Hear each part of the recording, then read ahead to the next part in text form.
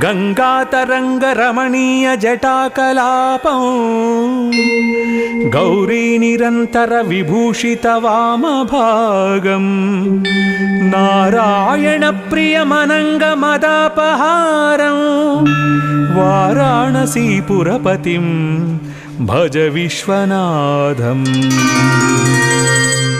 वाचामगोचरमनेक गुणस्वरूपं वागीश विष्णुसुरसेवितपादपीठं वामेन विग्रहवरेण कलत्रवन्तं वाराणसीपुरपतिं भज विश्वनाथम्। भूताधिपं भुजगभूषणभूषितं